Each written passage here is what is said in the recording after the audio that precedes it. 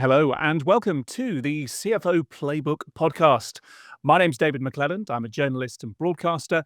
I cover business, technology, and leadership. And right here on CFO Playbook, I get under the skin of how world-class finance leaders from across various industries leverage technology, as well as set goals, make plans, manage teams, and much, much more. And in today's special episode, we're going to be looking forward to what the year ahead has in store for finance leaders. And we're going to reflect on some key insights that guests on the show have been sharing with us recently. A reminder that CFO Playbook is here every month with exclusive interviews and insights from world-class finance leaders. So do tap on that subscribe button. And why not have a listen back through our extensive catalogue of back episodes? We are a stone's throw away from 100 episodes now. Can you believe it? And don't be afraid to get in touch too, as many of you do. Your suggestions, they genuinely help to shape our output. So let us know who or what you'd like us to speak to in our upcoming episodes. Right, on with today's show. This episode of the CFO Playbook is brought to you by Soldo. Thousands of businesses, from small to large corporations, including Mercedes-Benz, Sony, and Get Your Guide, use Soldo to make their business spending simple and efficient. To find out more or to book a demo, visit soldo.com. Sacha Herrmann, CFO at Soldo. Thank you for joining us on CFO Playbook. Hey, hi, David. Thanks for having me.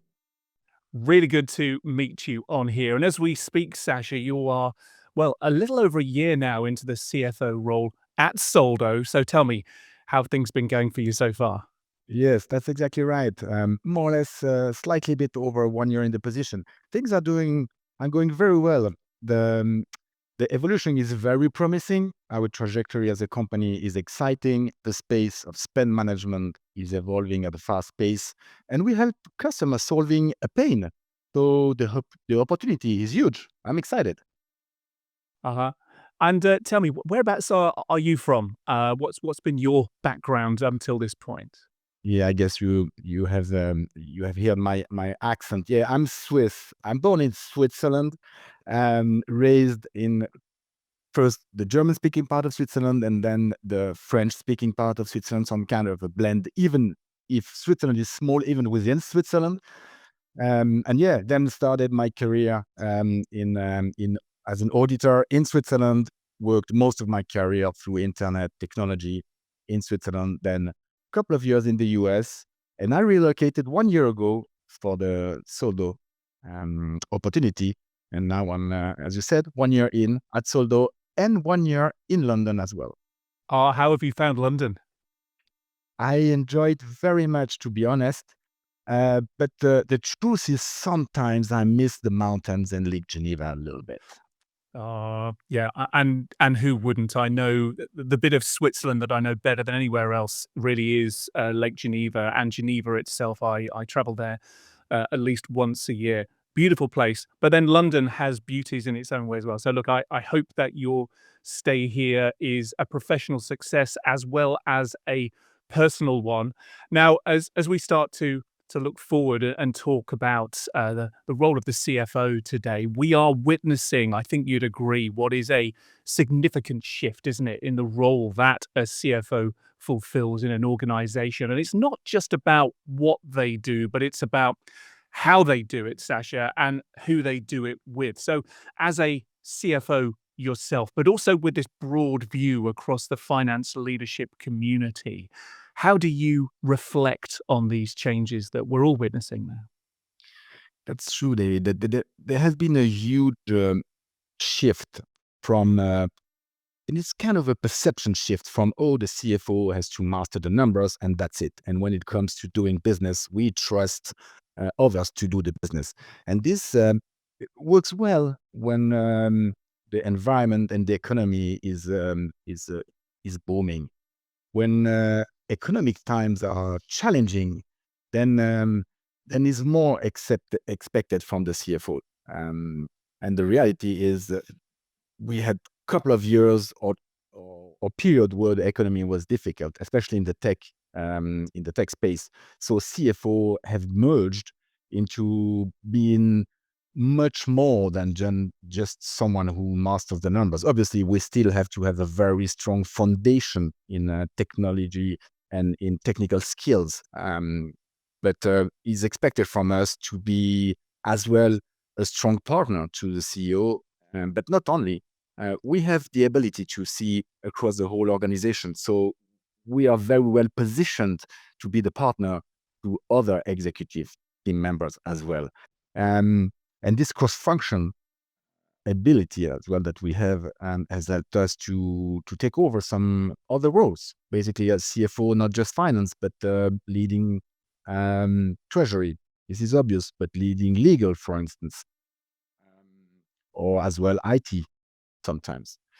So I think it's expected from the CFO, in a nutshell, to be, I would say, the truster, the trustee, and be the person that gives the fair view of how things are, and not the one that is too rosy tinted.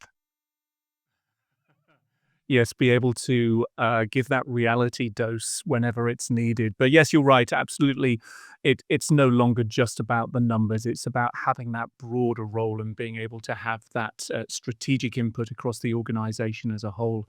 And this changing role of the CFO and indeed of the finance function as a whole, it's been reflected, I think, in many of the conversations that we've had with finance leaders on CFO Playbook recently. But also our guests have shared their own anecdotes, their war stories, and indeed their pearls of wisdom, I like to call them, based on their own leadership experiences. Let's hear from one of those now. One of our guests was Baron Anyangwe recently, and he spoke very eloquently about the importance of principled leadership. Does a leader want to be bold enough to potentially make a decision that could jeopardize their role if other stakeholders don't agree with it, but actually firmly, is firmly in line with their principles of, we really want to ensure that the decisions we're taking are considering the impact on the environment, and which is why the B Corp movement, you have to amend your articles to state that you will consider the environment as a key stakeholder. So it's embedded in the foundations of the organization, and anyone can challenge and say, well, you haven't done that, you've contravened your articles. So it requires bold leadership. And I remember seeing a post from Mark Cuddigan, who was the previous CEO of Ella's Kitchen. Ella's Kitchen is a B Corp organization, and Ella's Kitchen had just been taken over by some private equity organization. But when you look at his posts, his goodbye post, and everyone was surprised by the move. And when you look at his goodbye post and you look at the list of I read the comments because I thought this would be quite interesting.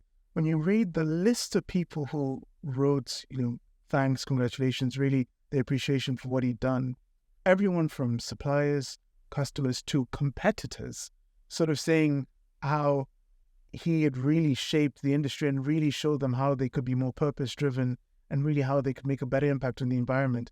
I thought, that's exactly the sort of leaving message I'd ever want to receive, because it shows someone who's been so principle-driven to do the right thing, that ultimately may or may not have resulted in them not being in the post anymore, but they stuck by those values and principles, till the end. We need bolder leaders who are able to do that, who are able to take that stand and say, this is what we believe in. Our articles are aligned with that. We believe firmly this is in the interest not only of the organization, but of wider society. And we want to ensure that the decisions we take consider that. And, if I lose my role, so be it. But I believe strongly in this. And our customers will either reward us for those decisions or not. And hence why you now see lots of entrepreneurial startup organizations getting B Corp status, but they are biting at the heels of all the large organizations that have existed before them, because lots of customers are saying, well, you know what, we're now putting our money where our mouth is, and we will start spending with organizations who align with our values. Sacha, for all of the changing dynamics of the CFO role, as we discussed, at its core, it is still this leadership role, isn't it? And all of those central skills of persuasion, of decision making, and of clarity are still fundamental to delivering success, really, in whichever field you operate. Yeah, that's true. And what we just heard about the sustainability and the ESG impact and importance in organization is really relevant for the future. And here, again, CFO, we have a significant role to play, because it's true that at European level, there has been some rules and some legislation that will be obligatory or mandatory in the near future. So not only we have the society that is building rules to force or to guide the organization to have a certain behavior, but as well the society, the customers. When we're talking about B2C customers, for instance, they want purchase product from companies that behave well.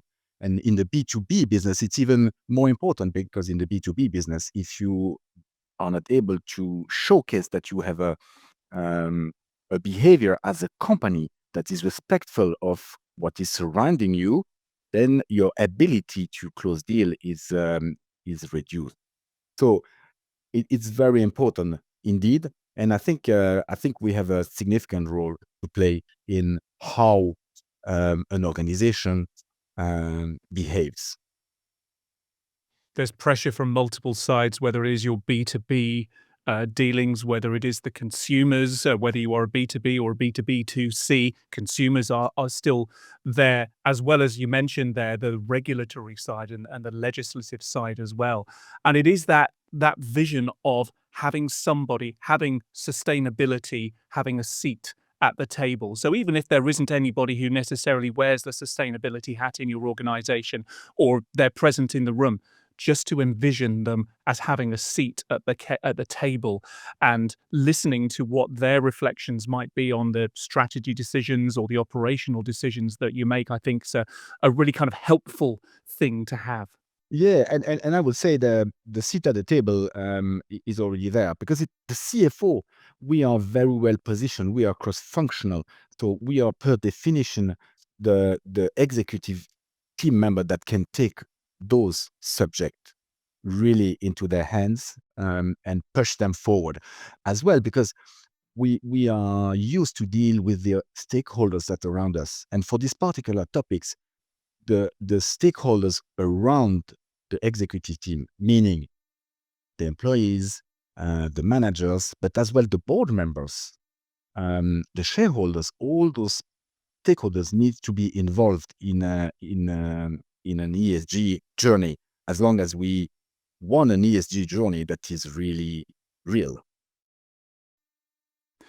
Something else that's very much front and center of CFOs' minds at the moment, of all of our minds, I think, is AI, artificial intelligence, and the impact that it in its various guises may already be having on our lives. And that's something I spoke about with Giles Andrews OBE, co-founder of peer-to-peer lender Zopa.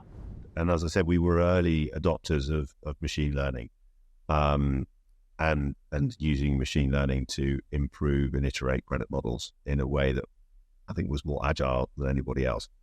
And that's now quite well understood technology. I think we're still probably trying to keep our heads ahead, that we use it in increasingly sophisticated ways, and we employ some extraordinarily bright data scientists who frankly are keen to work in a fast-moving world where they can make a real difference, where they can build models and put them live quickly, the sort of development into production cycle in a fintech startup. Not unique to Zopa, but in a fintech startup is a different proposition to a traditional bank. I think the world of generative AI is a different sort of technology and is much more unproven. And I think you're absolutely right. I mean, if you look at the amazing growth in market capitalization of some American technology businesses, it's driven almost entirely by this AI hype boom, and the fact that people are spending real money, buying NVIDIA chips, is reflected in that success. But I think the technology beyond helping your kids with their homework and mine too, and unfortunately the sort of the nefarious side of deepfake development, etc. I suppose the more positive spin of what it's doing in the movie industry in terms of special effects and things like that. Beyond those applications, which are all terribly exciting or worrying in the case of deepfakery, I'm not seeing yet any transforming. What was the old cliche? The technology moves much slower than you expect, and then suddenly goes much further than you expected from extrapolating the slow trajectory. So I mean, I think lots of companies are exploring how to use some of this generative AI in sort of customer service side. That's where there are some fairly strong case studies, I think, particularly with generative AI and customer services. I It know. has to be handled incredibly carefully, though. Oh, it does. There are some horror stories too. And, you have to question whether, in terms of a risk-reward basis, some of the horror stories may transcend the value that it had created up until the creation of the horror story. But that's not to say that investigating that sector isn't really important, and we'd be mad if we weren't doing it as well.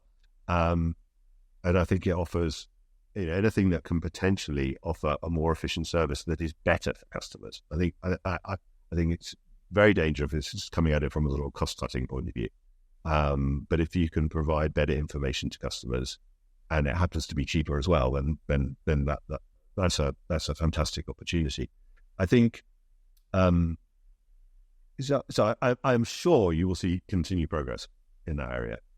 I don't know how far it's going to get, and I don't know how far Elon Musk's visions of everyone being engineered out of a job is true. It's a bit beyond my pay grade, I'm afraid. But I have yet to see, if I was being slightly cynical, I've yet to see benefits to quite meet up with the hype. But I would definitely counsel anyone to invest and play in this space, and try and get their people to play in this space, because I think the innovations, when they appear, will be unexpected.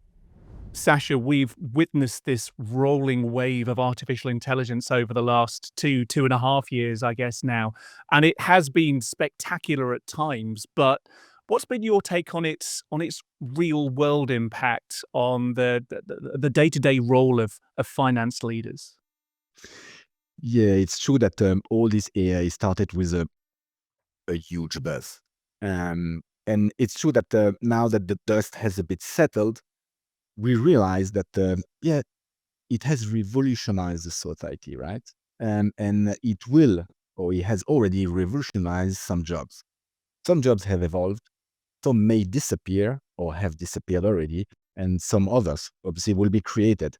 When it comes to finance function, AI is very helpful, because when we embed AI into our arsenal of tools, we can speed up operations, because there are a lot of operations, reconciliations, matching, or this kind of operations that can be done with Excel. However, AI is so much powerful, and it speeds up operation in an unmatched fashion. So I would say embracing AI for a CFO is just something that needs to happen. When it comes to the broader organization, obviously as a company, we are developing and selling a software. So AI plays an instrumental role as well in the software development, as you can imagine. And I think everyone almost needs to have an AI story somewhere, whether that's for customers or whether that's for investors. If you're not almost seen to be exploring AI or integrating AI, then people are going to be asking questions about why not. But this all comes back into that thing. It's another challenge for a CFO, as if all of the different responsibilities that we've spoken about already in this evolution of the role aren't already enough. It's to be on the front foot, to have a broad understanding of the market, of the context, and what impact AI could have not only on your organization's efficiency, productivity, but also upon whatever it is that you offer to your customer base and the way in which AI could potentially disrupt that. A challenger who's AI first, how they could disrupt what you're doing. Therefore, you need to have some strategic view on what you could do to counter that. Completely. And you're very spot on the fact that we all need some AI story in our business, on our resume even. We all need it. And I think one way to tick this box is to browse the market and use tools that themselves embed a strong AI. And this is a way that is more efficient than, I would say, any other more broader initiative around AI. Lots more on that AI story in the year ahead, I'm sure, Sacha. Of course, another key skill for any leader is to learn from past experiences and apply those lessons to current situations, whatever they may be. And that's the story that another of our guests on CFO Playbook, Richard Dana, who's CEO of Tembo Money, it's a story that he had to share. So I'd worked at Thomas Cook Travel, and we basically had this purely from a personal pain point. This issue where you want to go and get a kind of Mr. and Mrs. Smith type hotel, but you don't want to be sending £300 a night. And so we're like, there must be other people like this that want to stay in like a small, like charming hotel that's owned by this amazing owner or something that's not 500 quid. And so that was kind of where we started, and we started to get a blog together with all these hotels around 80 to 100 pounds around Europe, around other parts of the world. So it kind of really started off as from a personal pain point. I then left Thomas Cook to do it. And I think, first business, first kind of a long list of mistakes. And we definitely, it was a really big learning journey.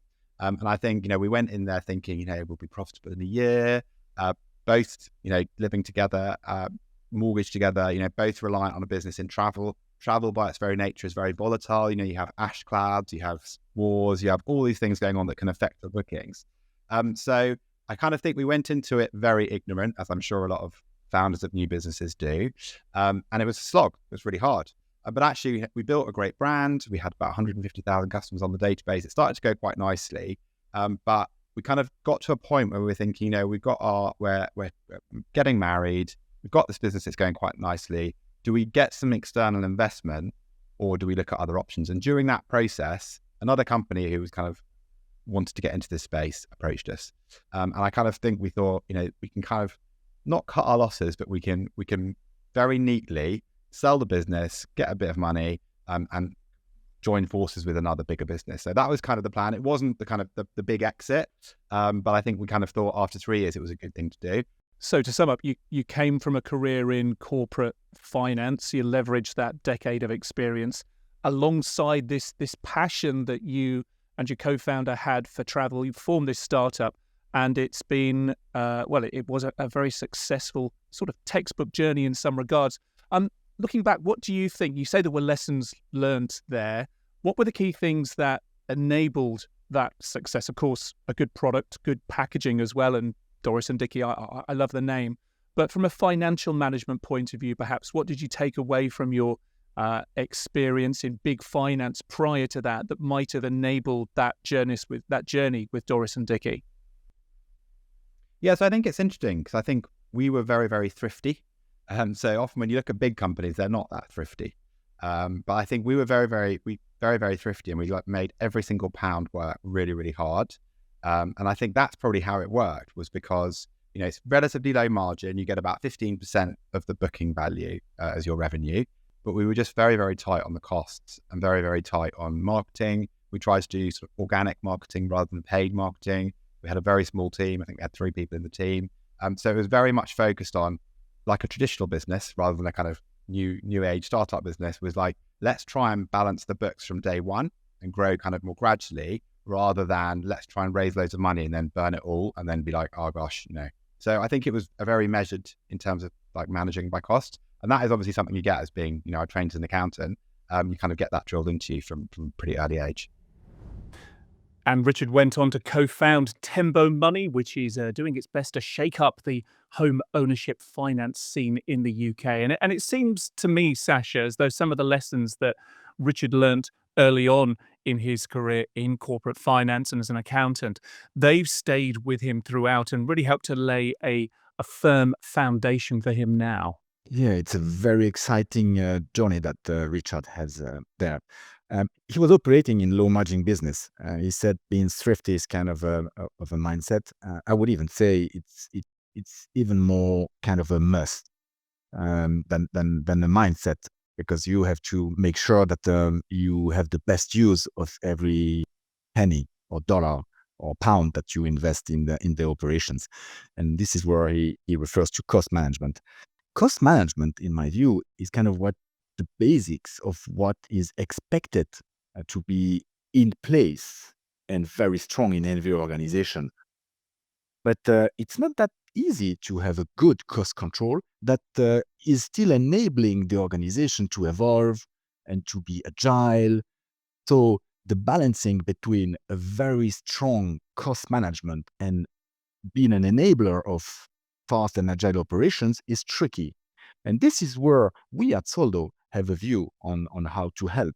And we can help CFO through our platform to free up some time of the finance team in enabling others to do some work, so that at the end of the day, the process are more efficient, leaner, and the finance team can focus on more added value tasks, being cost control, for instance. And of course, the demands upon a CFO can vary very much from sector to sector, from organization to organization. And they can also be dramatically different depending upon the stage that a business is at. Something that we discussed with Hoiming Chen, CFO at US biotech Illumina. So for me, the best CFO is good in both operational side as well as strategic side. So maybe a few data point here, according to some study. So the global leader, if you think about, roughly 70% are very operational centered, and about 20% are strategic centered. It's only 10% can do both. So that is the 10% that I will be looking for, that can be good both in operational side, day-to-day, running the show, make sure that we look after our organization's financial health and ensure efficiency. At the same time, can always have that bigger picture thinking, be the co-pilot to the CEO and the other executive team to steer the strategy, how the company should be, or how your region, no matter which scope that you are responsible for, to make sure that you can be that architect to define how things can go. So have a combination of these two things is very critical. And that has a different context, okay? Because if you are a CFO for a startup, the attribute for balancing these two sides is probably very different if you are a CFO in a mature 100 years old organization. Okay, in this case, you probably wouldn't be the top CFO or the group CFO, but there are in those organizations have CFO at different layers and product line. But the skill set between these two type of organization, despite that you may hold the same CFO title, but the requirement on how you demonstrate those attributes will probably be very different. So in that case, the context is very important when we are reviewing or assessing the candidates. That metaphor as CFO, as a co-pilot to the CEO, that's been a consistent theme in the conversations with our guest, Sacha. And I guess that's something that you must hear, maybe relate to a lot as well.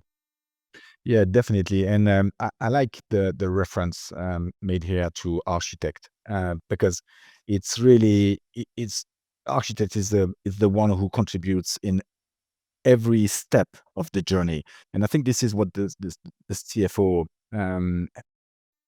can do in an organization that obviously gives him or her the opportunity to do so, because you need as well to have the environment that allows the CFO to have a broader role than just producing the number and sharing the number. But assuming that this environment exists, then the CFO can truly play this role of co-pilot, being the one who is giving a trustful, honest, and transparent view of their operations. And sometimes it's difficult for other executive members because they are working in silos more often than not, to have a clear view of how the company's journey is. It's good, bad, how performed the company is, how efficient the company is. So this is on the CFO basically to partner not only with the CEO but with other executives to be sure that they are aligned and that the CFO is helping them to understand in which direction the whole company is supposed to go.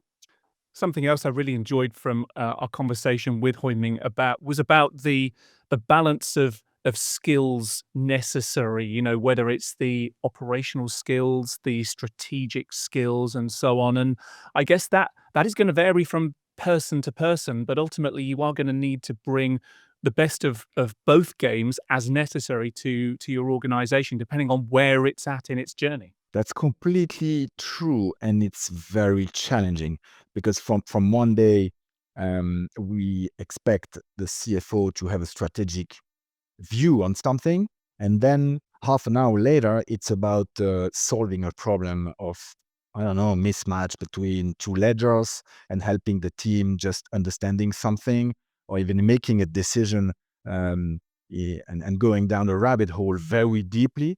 And these two things together and being able to basically project and have a valuable input in both those situations is very challenging. Coming back to the collaboration point, of course, working together as a leadership team, you know, you'd like to think that the operational decisions, the strategic decisions, and the business cases that you're working with, that they would always be straightforward with tangible, measurable outcomes. But the reality is, well, it's not always the case, really, is it? And embracing the ambiguous and even embracing the imperfect is something that Helen Ashton, former CFO at fashion retailer ASOS, that's what she encourages us to do. And I was incredibly fortunate to work with other brilliant execs. So, you know, the CTO ASOS, who's still there now, but, you know, he was superb, and we worked really, really closely together. So you kind of finding your way together. It was an executive team that, you know, were pretty nimble, but again, you know, we had a lot of fun along the way, and we didn't take things too seriously, and we made decisions really, really quickly. And you know, there was always that: is it right for the customer? Is it right? If it's right for the customer, then, you know, tell me why we shouldn't be doing that. It was probably the most customer-centric business that I've been in. It was the most fast from a decision-making perspective. And if things went a bit wrong, it was kind of all right. It was like, let's give it a try. Does it work? Does it not?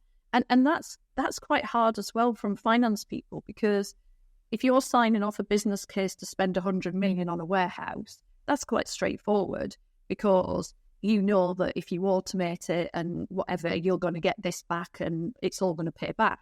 But when you're talking about, let's invest in an algorithm, or let's invest in, augmented reality technology that we have no idea whether we're actually ever going to use it or not. How, as a finance leader, do you do a business case on that? How do you get your head around that? And I think, you know, again, you've got to get much better at understanding that, being happy with ambiguity, and being happy that actually, and I say it a lot now, I less worry about an outcome and I'm more worried about, are we just heading in the right direction, right?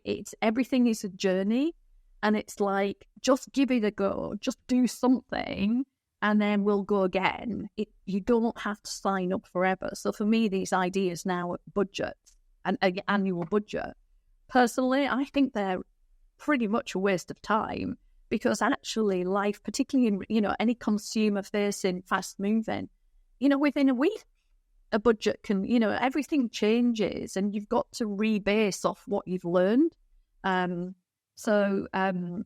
So yeah, I think, yes, I had a broad view. I was, again, one of the reasons I wanted to go into ASOS was I didn't just have finance. I had data, investor relations, procurement, facilities for my sins. You had so much stuff. And I loved that. But ultimately, nobody was precious. You didn't have a CTO going, that's my job. And we all work together and try to find our way. But I mean, as a finance person, in my mind, you've got to understand the breadth of the business. You've got to understand how all the pieces come together, because you've got to kind of allocate the resources and then get out of the way for people to get on and do what they need to. So you've got to be able to weigh up how everything fits together. It's incredibly important. Helen values iteration over perfection, perhaps there, Sacha. It's about the direction of travel rather than agonizing necessarily over each individual step. I get the vision. Might that perhaps feel uncomfortable for some people? Talking about the different personality types a moment ago, I can imagine that ambiguity being difficult for some people to go with. Yeah, definitely. And I like the way Helen said it, like pretty much a waste of time of doing budgeting. And it's true that it depends. It's a bit provocative, but it depends on the stakeholder. For board member, obviously, having an organization that spends hours and hours doing a budget is not very valuable. However, a budget has its value internally because it defines the travel of directions. It's kind of giving guardrails, so it's very useful. Where I completely agree with Helen is we could spend a lifetime doing budget and budget revision and then forecasting. And at the end of the day, all this invested time becomes inefficient because, well, budget is basically predicting the future, but we still have to make the future happen. So spending too much time in budgeting, I think it's a waste of time, definitely. However, it needs, from an organization point of view, it needs that the environment is mature enough to understand that, okay, we have to live with actors being different to budget, and we have to be agile in dealing with those differences. In organization where the budget is kind of, oh, this is the thing, and that's so important, obviously, it's slow organizations because you spend very long hours making the budget, and then, when it comes to having the budget evolving, it's difficult. So I would say it's a balance, but I'm a fan of having agile budget and not considering the budget to be the most important thing, because the most important thing is to have the company evolving and increasing sales and launching project. And this is what is important. It's not budgeting, because when we are budgeting, it's an important part, obviously, but we are not making business. We are not growing business. Let's hear from our final snippet now. Measurebeam Patrick is Finance Director at Arts University, Portsmouth. And we spoke about that difficult dance that the arts and the finance sometimes have to do together, and what her strategies are for choreographing those challenging conversations. I think authenticity is really, really important in anything anybody does, really. It speaks for itself. So we were very authentic, and with that came the transparency that, we have, engaging with finance leaders, investors, being authentic about what you offer as a company, as a creative startup, and being transparent about where the gaps are in your business and where the strengths are. I think that is really, really important. I've sat on both sides. Sort of, I went out and raised money from private sector to put into our fund, and then invested that into creative sector.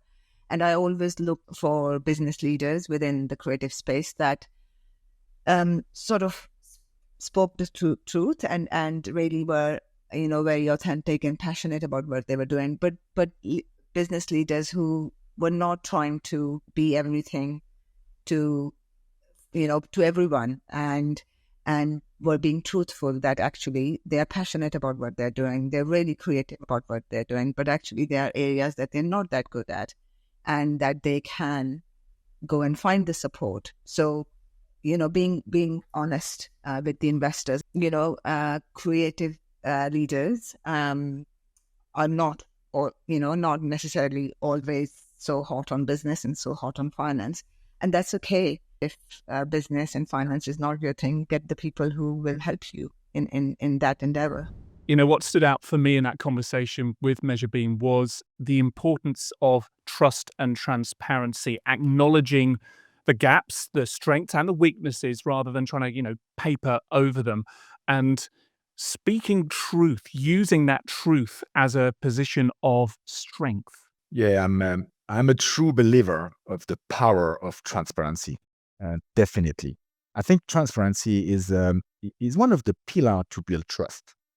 Because if you want to build trust, you have to put people that are surrounding you in a position to see the landscape clearly, and then to give them guidance, and then can interact. But to do so, they have to understand the situation.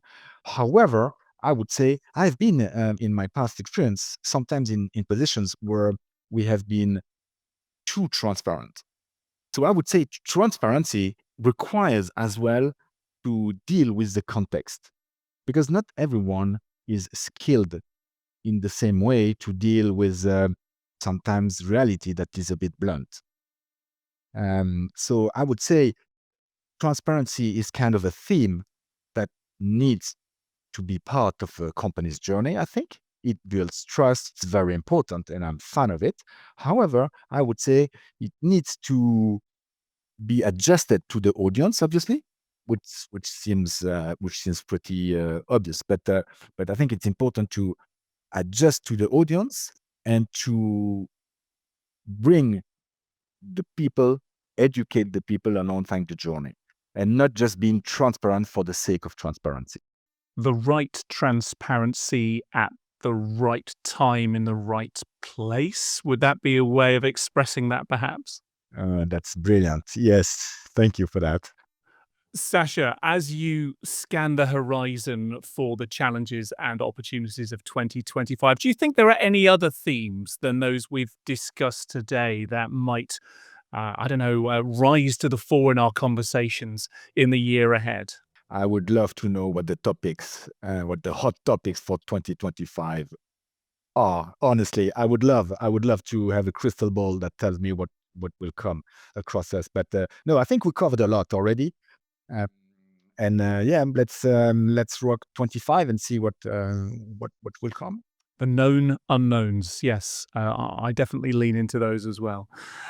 Thank you so much for sharing all of your insights today and your reflections on the great conversations that we've had. I'm not going to let you go yet, though, because, as you know, we ask a wrap-up question to all of our guests on CFO Playbook. And this year, that question is going to center around the term progressive finance. So, Sacha, tell us what progressive finance means to Soldo and to you, please. As a CFO, I can tell my view and as well the view of Soldo.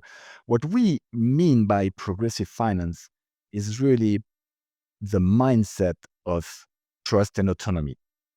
We want to help organizations and give them tools that they feel comfortable in empowering employees, having them accountable, having employees working autonomously. What this means at the end of the day is having employees that are accountable. They know they can deal with this amount of money, for instance, without having to seek any further approval, means that the company will operate in an agile way and the decision making will be very fast, so that the other teams besides finance will be able to do their job, because we're CFOs. So we want to do this in a controlled and secured environment. And this is as well what our platform is offering. So it's a mindset that is embedded in a platform. Very good. That's all that we have time for now. But Sacha Herrmann, CFO at Soldo, thank you very much for joining us today on CFO Playbook. You're welcome. Thank you very much for having me. And thank you all for joining us too. Don't forget, we're here every month on CFO Playbook with more insights from finance leaders from around the world. But for now, until next time, bye-bye.